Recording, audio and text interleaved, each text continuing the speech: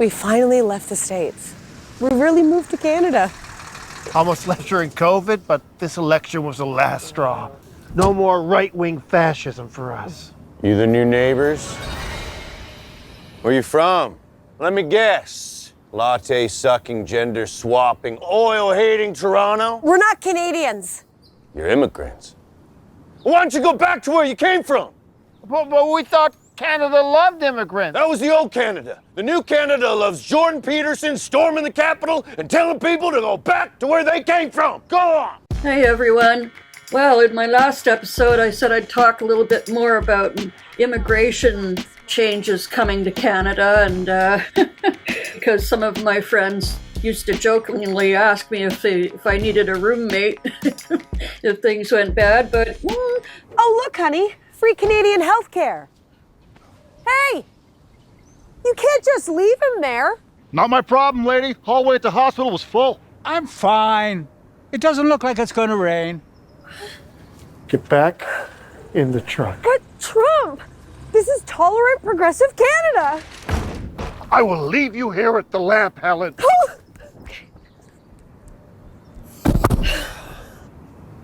Mexico?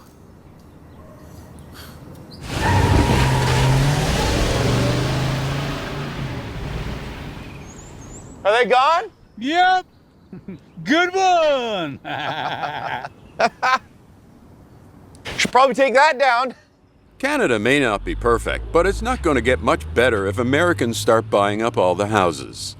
Do your part. Are you just gonna stay there? I got a pizza coming.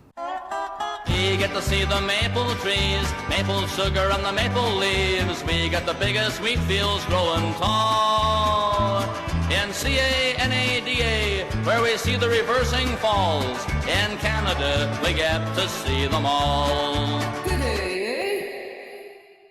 Well, he's truthed out now, Mango Mussolini, a blanket 25% tariff on Canada, as well as Mexico and China, but an extra 10% on China just because, I don't know, because they're the big problem, I guess. But it's over. The Mexico and China's trade policies are flooding the market with fentanyl and cheap products, and we can't have that. So, so this is the new threat. And the premiers of Canada have called on Trudeau to have a meeting, an urgent meeting. Of course, there have already been many meetings about the potential for the trade deal, which is ending in 2026 anyhow, and who would best negotiate with the incoming team, including one of the more sane picks, I guess, for his cabinet is Peter Hoekstra as ambassador to Canada, and one of his first mandates is to negotiate potential changes to NAFTA. U.S. President-elect Donald Trump is naming his pick for U.S. ambassador to Canada. Let's go to Washington for more on that. Richard Madden here to tell us more about Peter Hoekstra. Richard. Yeah, good morning, Heather. Well, yeah, Pete Hoekstra is an experienced politician, 20 years in Congress, former chair of the House Intelligence Committee, former ambassador to the Netherlands under Trump 1.0, and Hoekstra's from a border state, Michigan, so he knows Canada and its politics. Now, if confirmed, Hoekstra will be the first nominee in decades with a legislative background instead of being a party organizer or fundraiser. So his experience in Congress and diplomacy will help him navigate those anticipated changes to the Canada-U.S. relationship under incoming President Donald Trump. And that includes a few thorny issues. You'll recall there are those proposed punishing tariffs Trump has vowed on all U.S. imports, and potential changes to the trilateral trade deal, NAFTA, or the USMCA, which is up for renewal in 2 years. So it wasn't altogether unexpected today, but that's a huge tariff. People are trying to say in West saying, no, what he really meant to say is he will only do this if you don't do what he wants, which is make sure the border's secure. And as soon as you do that, he'll lift this tariff. And it's gonna hurt Americans more than it's gonna hurt Canadians. Well, it'll hurt us, but not terribly as badly. And we've done this before when the borders were shut down at COVID and when he was negotiating last time. So we've been through this before, and maybe it'll be tougher this time. That's to be seen. And of course, Poilievre, the opposition leader of the Conservative Party, wants to fight fire with fire and counter the Trump economic policies, blah, blah, blah. Sure he does. Well, first of all, we should be exempt from all these tariffs. I can't believe that Trudeau signed a trade deal with Trump that leaves open the possibility of a 10% tariff. I never would have agreed to that. I can't believe he signed on to a trade deal that keeps the softwood lumber tariffs in place. Harper got those lifted in 90 days as Prime Minister. Trudeau's had 9 years and 3 presidents, and not only are the tariffs back in place, they've been doubled, killing forestry jobs right across British Columbia. So I'll be fighting for an end to the softwood tariffs and exemption to Buy America, like Harper has secured for us. But more importantly, I'll fight fire with fire. The Americans have taken a net $500 billion of our investment in the last 9 years. We were winning the investment war with the Americans before Trudeau, having more American dollars here than we had there. Why has the money left? Why is it pouring out of our country? Rampant tax increases by the Trudeau NDP Liberal government have pushed money out of our country to the point where American workers now earn $22,000 more than their Canadian counterparts. And Premier Doug Ford of Ontario, who's been a mini Trump MAGA type since even before Trump's first term.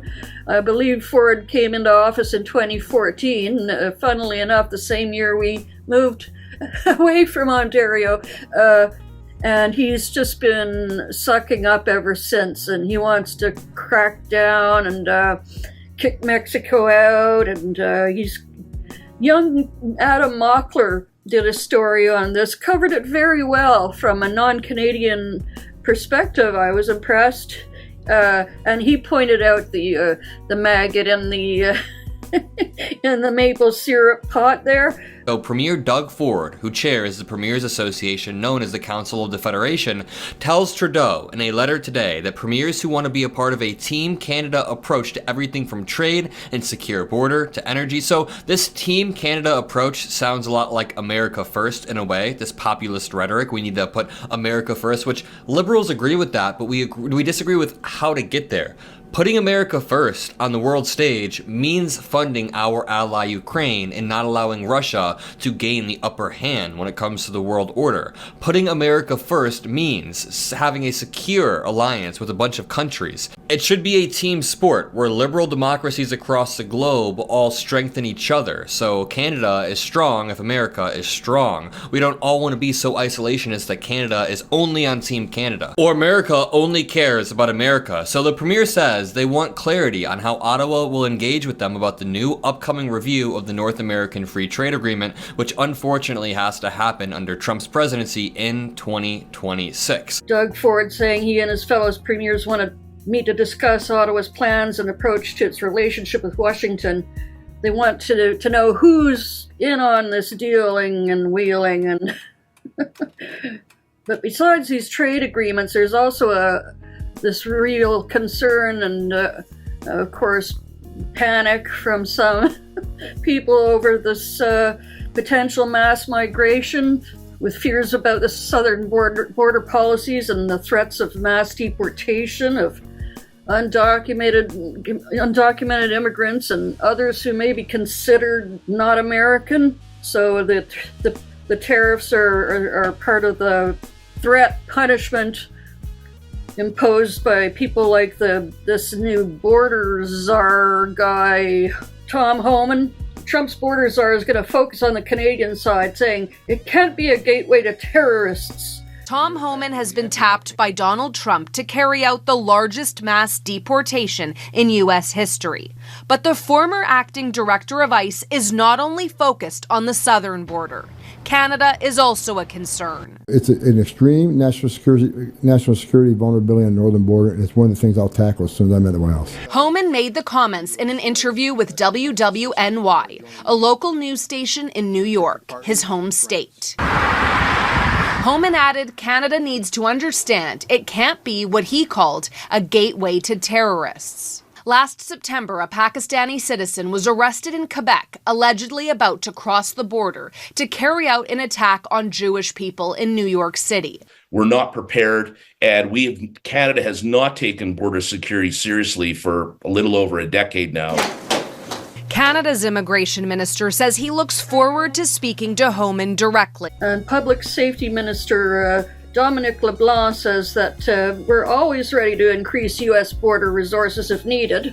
It should be a joint effort. While in Quebec, they're ramping up border patrols. Provincial police in Quebec are beefing up their presence at the Canada-U.S. border ahead of the Trump presidency. Premier François Legault says Sûreté du Québec will conduct regular patrols at the border, working closely with the RCMP and border authorities. The move is in response to Donald Trump's pledge to conduct mass deportation of illegal immigrants. Legault says Quebec is braced for a flood of migrants as a result, fearing a repeat of Roxham Road, where tens of thousands of migrants crossed into Quebec illegally. The Sûreté du Québec will be helping the RCMP and have a view on the border for the next weeks, even in the next month, and they will give me a report each week concerning the situation at the border. And Justin gave one of his, we're all team players here, discussions about how immigration is going to be changing over the next couple of years as we face the needs of Canadians and others. In the last 2 years, our population has grown really fast, like baby boom fast. And increasingly, bad actors like fake colleges and big chain corporations have been exploiting our immigration system for their own interests. So we're doing something major. We're reducing the numbers of immigrants that will come to Canada for the next 3 years. But after the pandemic, our economy came roaring back quickly. And we needed a lot of workers fast. Canada is in the middle of a huge labor shortage. Temporary foreign workers became such a significant part of our workforce that it'd be a mistake not to include them when we plan our immigration levels. So this year, we did exactly that for the first time. Ontario is facing a generational labor shortage. 380,000 jobs are going unfilled. It's no surprise that every sector has different wants and needs when it comes to immigration. But after the pandemic, they all came to us with the same message. After 2 years with closed borders, we need more people, more workers, fast. So we brought in more workers, and it was the right choice. But some saw that as an opportunity to profit, to game the system.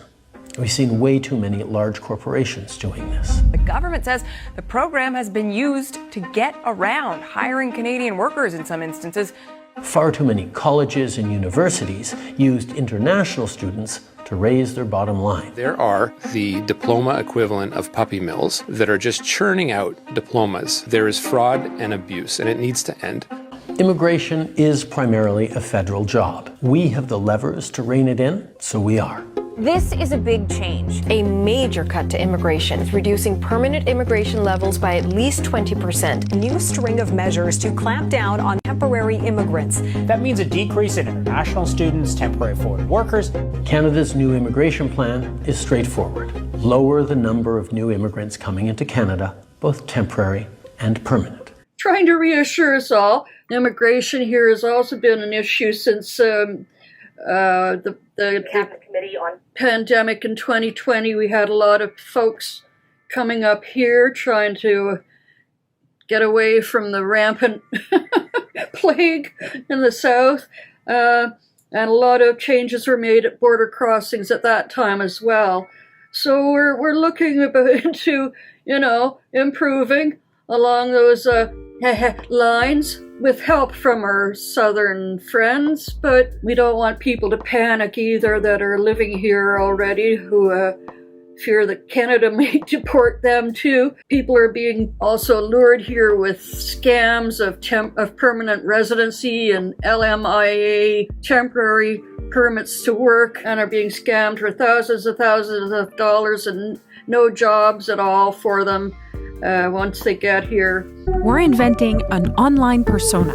Gender, female. our colleague Apurva has agreed to pose as a recently graduated international student. I'm gonna do language, and I'll also put Hindi. LMIA, Labor Market Impact Assessment, is a document granting an employer permission to hire temporary foreign workers. Since July, we've tracked dozens of ads like these on Facebook Marketplace and Kijiji, offering pre-approved LMIA jobs like cook, bookkeeper, or construction worker, all for a price. Let's say, hello, I am interested. It doesn't take long to get our first response. One of the LMIA sellers starts engaging us on WhatsApp. How much is your CRS score? And then another seller gives us a call. Hello. Hello? Hi. I received a message on WhatsApp. So looking for LMI? Within minutes, he names his price. This LMI is a paid LMI.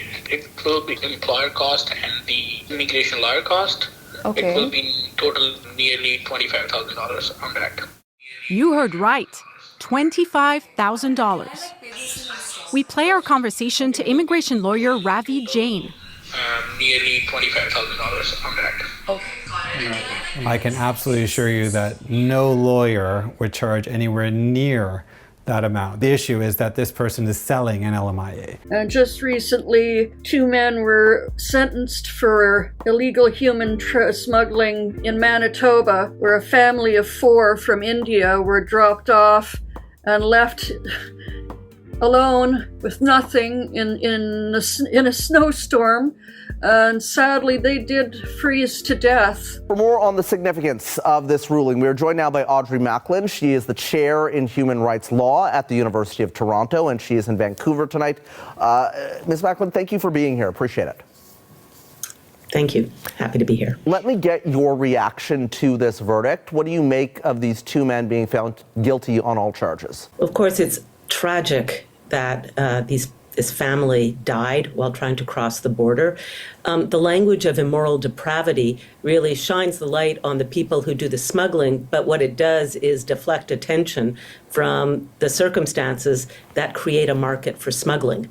So, in fact, as borders become more militarized, governments that do that create a market for smugglers. Basically, the United States has militarized its southern border in order to prevent people from moving through Mexico to the United States.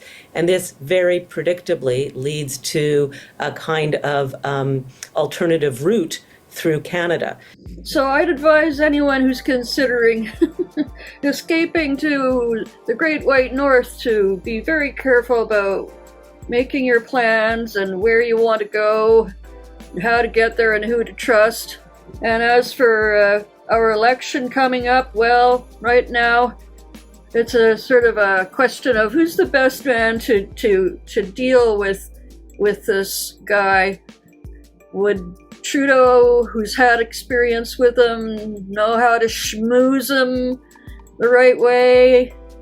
Kiss his butt, but not kiss his butt. Do that fine balance that he and his father Pierre had a knack of doing, charming and mocking at the same time.